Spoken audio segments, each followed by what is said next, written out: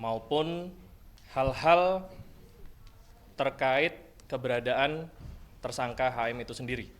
Kurang lebih seperti itu pemeriksaannya. Kusnadi ini diduga mengetahui orang-orang yang menyembunyikan Harun atau secara detail kami belum bisa memberi informasi karena masih berproses, kita tunggu aja prosesnya. Kan Kusnadi salah satu orang yang handphonenya diambil. Apakah pemeriksaan kali ini termasuk mengonfirmasi isi dari handphonenya dia? Ya, kembali lagi materi pemeriksaan itu kami belum bisa buka ke publik karena itu menjadi kewenangan penyidikan. Kita harapkan apapun keterangan yang bersangkutan dapat memperkuat kerja teman-teman penyidikan di perkara dimaksud. Soal permintaan pergantian penyidik, gimana tanggapannya dari KPK, Mas? Untuk kewenangan pergantian penyidik tentunya harus ada dasar yang kuat, apakah itu yang bersangkutan terkena kode etik maupun hal-hal lainnya, tetapi selama belum ada dasar-dasar tersebut, maka penyidik masih berwenang untuk melakukan proses penyidikan, baik itu penyitaan maupun pemeriksaan saksi dan kegiatan penyidikan lainnya. Mas, KPK sering juga melakukan semacam pencegahan di level partai-partai. KPK kenapa tidak meminta atau mendorong partai PDI untuk meminta menyerahkan Harun atau bahkan mendorong para politisi PDI itu juga membantu persoalan Harun Masiku? Ini malah justru bertolak belakang seakan marwah partai tersebut tidak pro terhadap pemberantasan korupsi. Tanggapan KPK gimana? Ya, saya pikir kita kembali ke substansi saja, bahwa sampai dengan saat ini penyidik masih bekerja tanpa henti di perkara tersangka HM maupun pencarian tersangka HM. Terlepas bentuk strategi dan taktiknya seperti apa, saya pikir semua elemen bangsa di negeri ini ingin perkara-perkara korupsi yang ditangani baik di Komisi Pemberantasan Korupsi maupun aparat penegak hukum lainnya bisa segera selesai.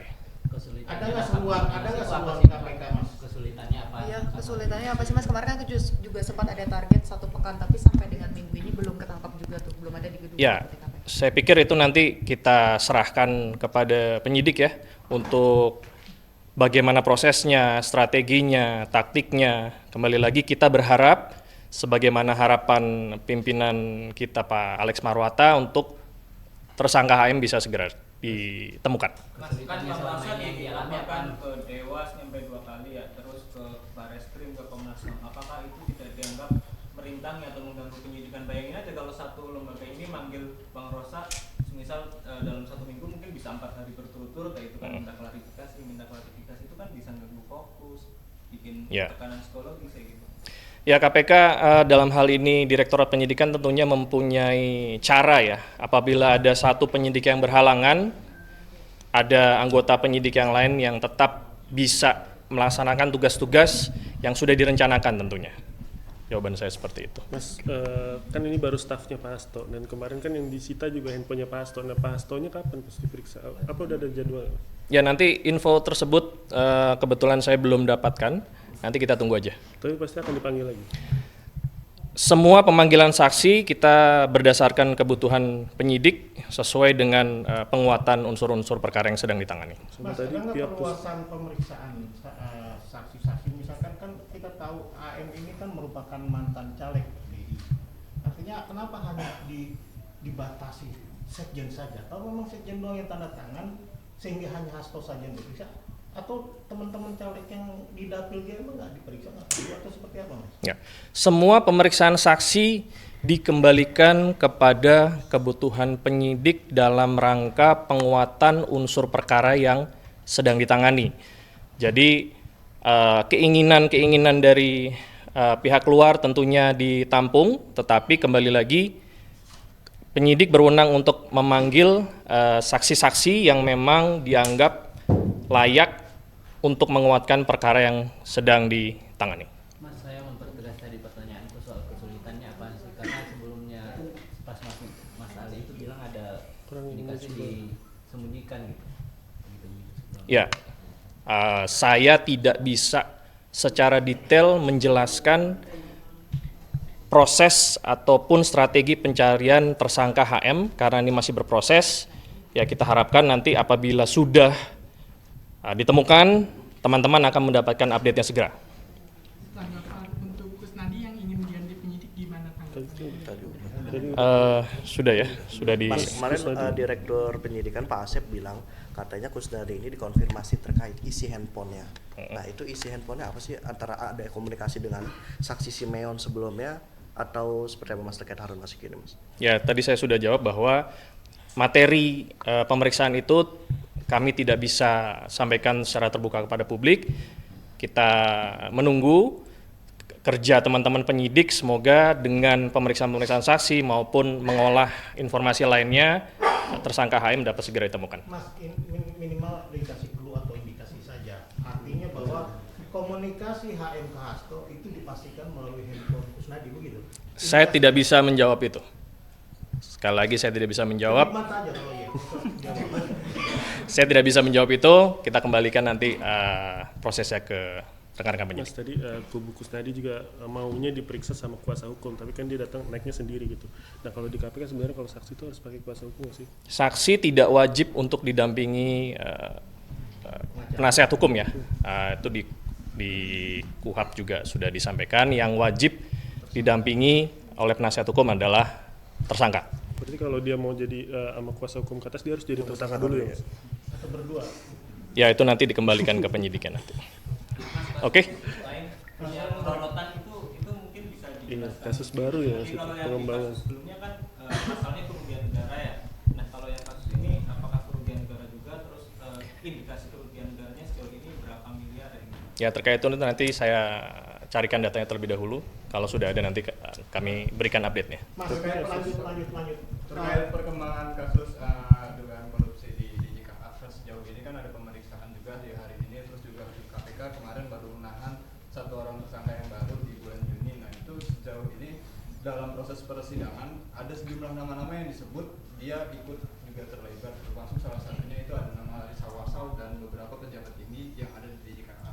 Apakah KPK akan berhenti untuk mengusut nama-nama tersebut mengingat di situ sudah keluar di fakta persidangan tapi sejauh ini belum ada pemeriksaan-pemeriksaan lebih lanjut gitu Mas? Ya kembali lagi penyidik punya rencana penyidikan terkait perkara yang sedang ditangani. Siapa yang dipanggil itu bergantung pada kebutuhan penyidik karena tidak hanya satu perkara saja yang dipegang oleh satu satgas. Satu satgas itu bisa menangani 4-5 perkara sehingga butuh waktu, butuh pengaturan mana yang diperiksa di perkara A, mana yang diperiksa di perkara B. Jadi tentunya prosesnya masih berjalan dan akan didalami. Ada indikasi bahwasanya beberapa proyek yang dikerjakan di dalam proses JJK ini terindikasi itu. Apakah ada koordinasi dengan pihak lain Mas untuk melihat kerugian negara dalam kasus ini? Ya kalau memang itu ada kerugian negara tentunya kita akan berkoordinasi dengan BPKP maupun BPK maupun KPK sendiri juga punya akuntan forensik. Jadi itu nanti bergantung kebutuhan penyidik. Sejauh ini ada penyelidikan baru atau penyidikan baru nggak Mas dikasih? Saya belum mendapatkan info itu. Mas, terkait Taspen itu kan diperiksa Direktur Keuangan yang PT Sabri sama apa namanya tadi ada Direktur yang Taspen juga diperiksa. Nah itu yang akan didalami apa sih Mas? Apa masih masalah investasinya yang tujuannya fiktif atau ada modus-modus apa yang tidak diketahui KPK? Ya jadi semua pemeriksaan saksi terkait perkara yang sedang ditangani. Untuk Taspen saya harus mencari informasi lagi terkait hal tersebut. Tentunya nanti kalau ada update nanti kami akan sampaikan. Hari ini kan diperiksa Dodi Sutiono kalau nggak salah itu merupakan mantan dirut PT PAL yang sekarang juga sebagai direktur di Taspen. Itu apa emang ada kaitannya misalkan PAL itu sendiri dengan kasus ini? Semua pemeriksaan saksi pasti terkait dengan perkara yang sedang ditangani, baik itu langsung maupun tidak langsung. Apakah itu terkait dokumen yang didapat oleh penyidik maupun barang bukti elektronik maupun berdasarkan keterangan saksi yang lain yang menyebut saksi tersebut.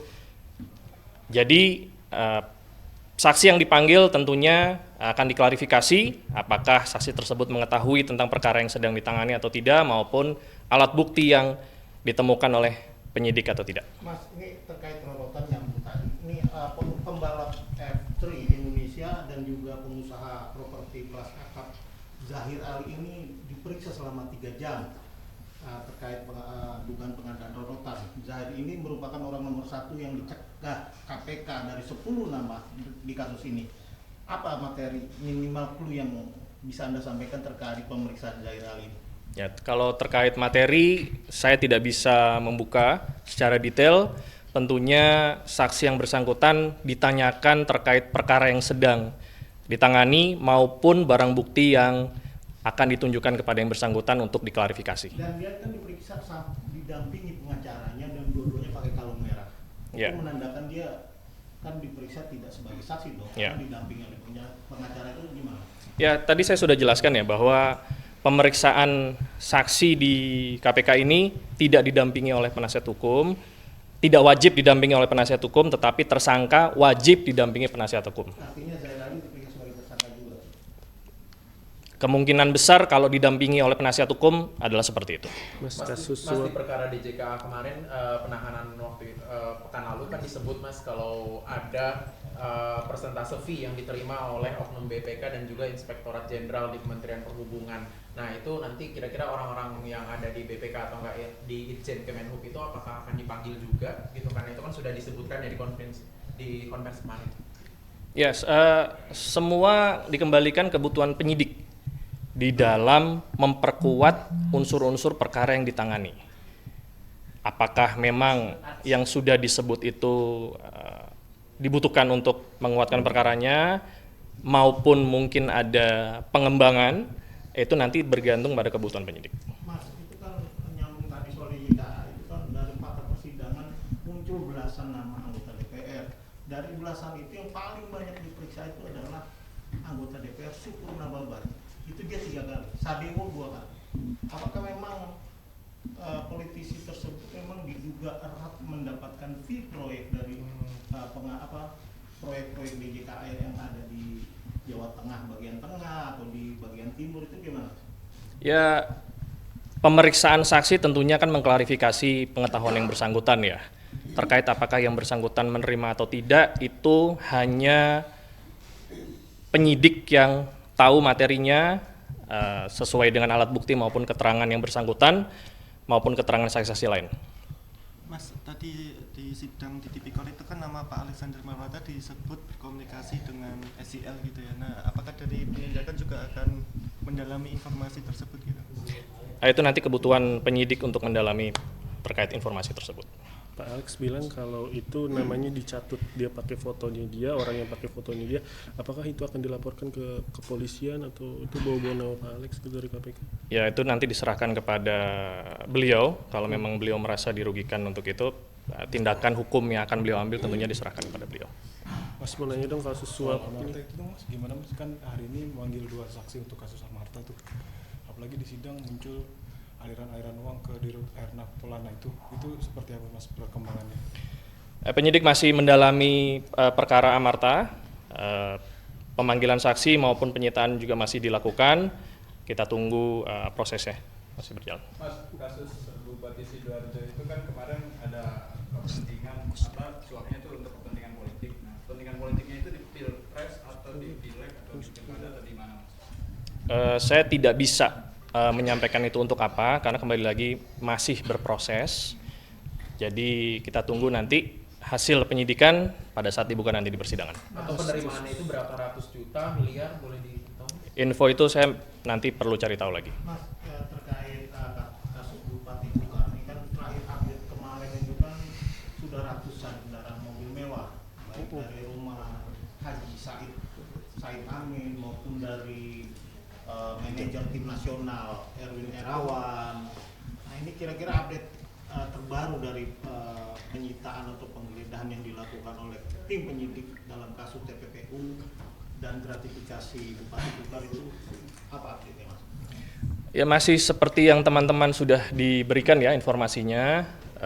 bahwa penggeledahan sudah dilakukan oleh teman-teman penyidik, sudah disita beberapa kendaraan maupun barang-barang lainnya, dan sementara dianalisa baik sumber pembelian kendaraan tersebut maupun hal-hal lainnya yang tentunya akan diklarifikasi kepada saksi-saksi yang terkait barang-barang tersebut. Untuk sementara jawabannya seperti itu. Disampaikan sedikitku bahwa itu kan barang luar biasa, Ya. banyak dan besar. Artinya memang kalau dikatakan TPPU ini berkaitan dengan gratifikasi penerbitan tambang. Setahu saya Bupati Kukar itu menerbitkan 451 IUP maupun izin tambang lain semenjak dia menjabat, periodenya dia menjabat sebagai bupati. Apakah KPK akan menelusuri setiap IUP yang diterbitkan oleh Bupati Kukar untuk mengetahui ada gratifikasi ataupun yang lain? Ya, semua pemeriksaan nanti bergantung pada kebutuhan penguatan unsur perkara. Jadi kasus suap Wamenkumham jawabannya seperti lanjutannya gimana? Apakah masih udah ada tersangka yang ditetapkan atau masih seperindik biasa aja gitu? itu masih proses, nanti kita tunggu aja kabarnya. Mas, HP-nya Mas Hasto itu kenapa disita ya? Ada kaitannya dengan keberadaan Harun Masiku atau Ya, semua penyitaan barang bukti elektronik, dokumen maupun yang lain-lainnya itu dilakukan oleh penyidik dalam rangka pembuktian unsur perkara maupun hal-hal yang menguatkan perkara tersebut. Jadi isi dari handphone atau barang bukti elektronik yang disita tentunya akan dianalisa oleh penyidik.